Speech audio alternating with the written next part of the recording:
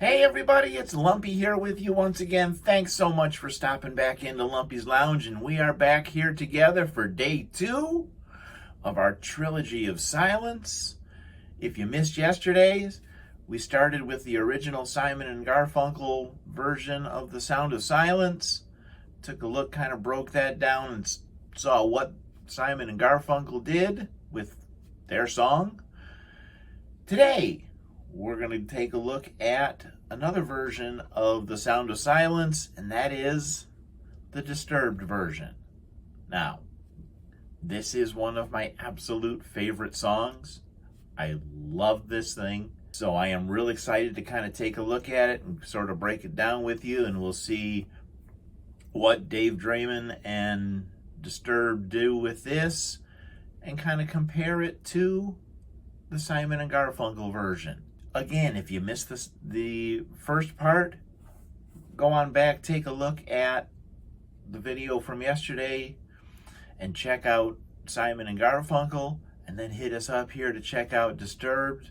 And if you are ready, let's do it. Please welcome Disturbed! Conan's ready.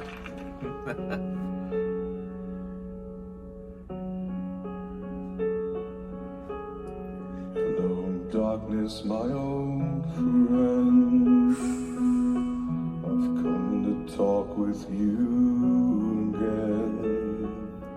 All right, so right off the top, they've slowed it down a little bit from the Simon and Garfunkel version, but then Dave Draymond is also starting, because again, Simon and Garfunkel, they just come and they sing amazingly well. The harmonies are great, but they just sing. He's gonna start a whole octave lower. Hello, darkness, my old friend, way down in the bottom here again. Just really good. But you notice it's pretty reserved. Just Dave and the piano for now. All right, going on. Because a vision softly creeping left its seeds while I was sleeping,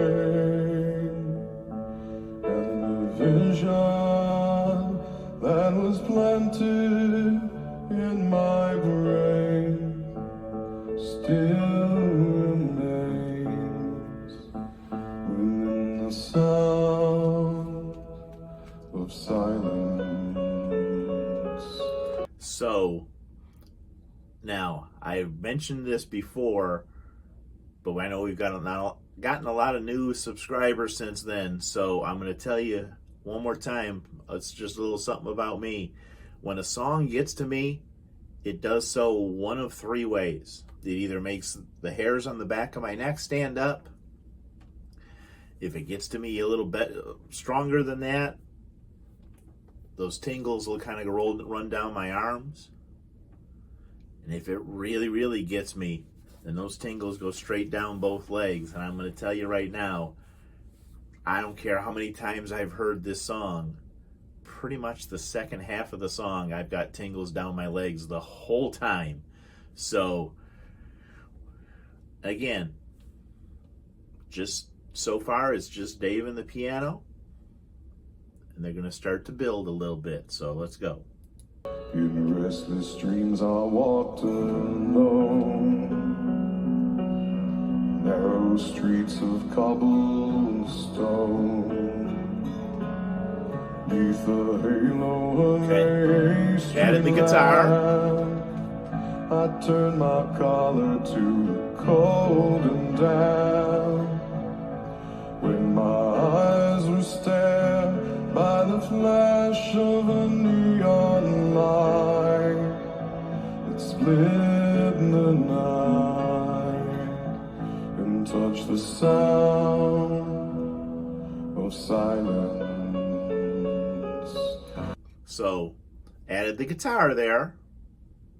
Still singing down in that lower register, but we're going to change that. Now, as the story goes, Dave Draymond was actually sick during this, which just adds to the absolute amazingness of what we're going to get to in a minute here.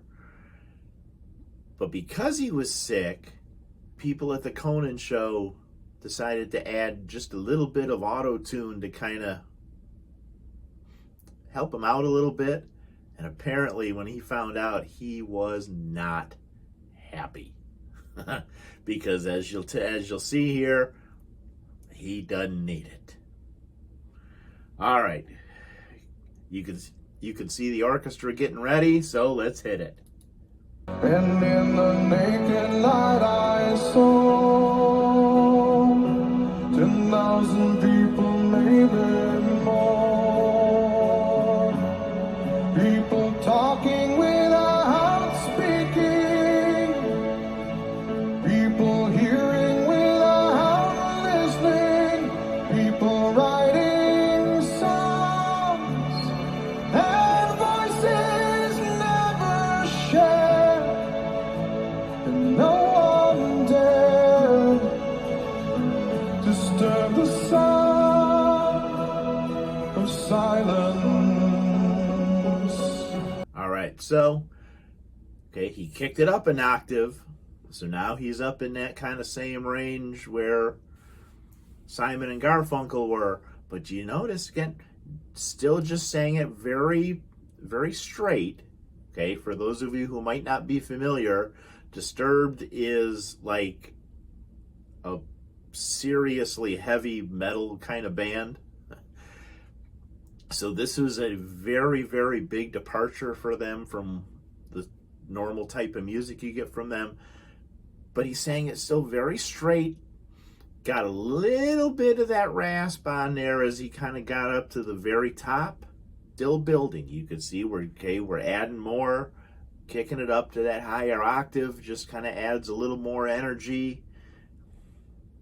But now it's showtime, so let's see. Full said I you do not know. Silence like a cancer grows. Hear my words that I might teach you. Take my arms that I might reach you. Right down the legs. Like silent raindrops fell, echoed in the wells of silence. Okay, so now, again, more building. He added the kettle drums, which sitting next to those things has got to be an experience there, because when you're banging away on those are not easy to sit by. But now he's throwing some more of that. I think the technical term for it is a vocal fry, that little rasp that he gets in his voice. He's still using it kind of a little sparingly, but he's adding some more. Okay, adding some more. And now we go. Here we go. And the people bowed and prayed. There it is. To the neon god they made. And the sign flashed out in its warning. Yes. And the words that it was forming. And the sign said the words of the prophets are written on the subway walls and tenement halls. Whisper in the sound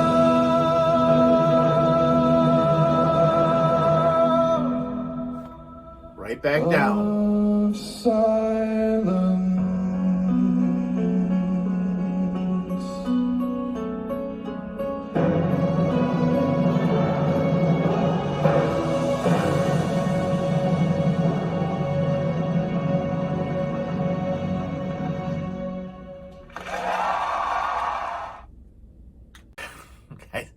I never, ever get tired of that song.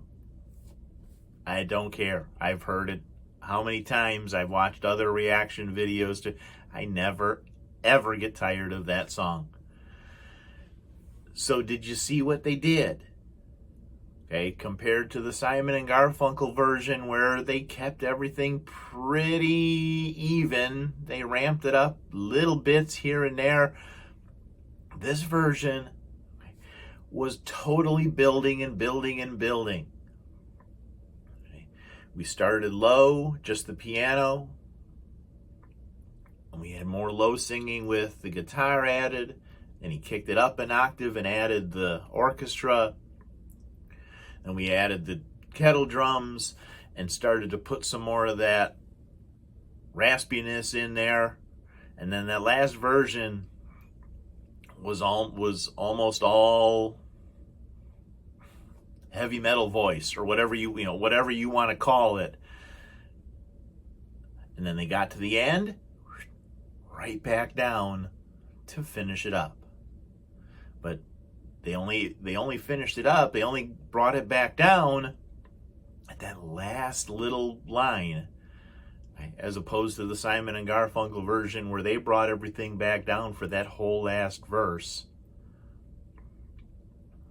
Whereas the Disturbed version, that last verse was like the biggest, most ramped up of them all. And I think the way I've seen it described is the Simon and Garfunkel version was a warning about people, relying on technology and becoming distant from each other. And this version was the anger because those warnings weren't paid attention to, which I think is a pretty fair assessment. So I love this song. I love checking it out with you. If you love what we're doing here in Lumpy's Lounge, we got one more trilogy of silence to take a look at tomorrow. But if you like what we're doing here, hit the like button, hit the subscribe button. And until we see you together again tomorrow in Lumpy's Lounge, let's be good to each other.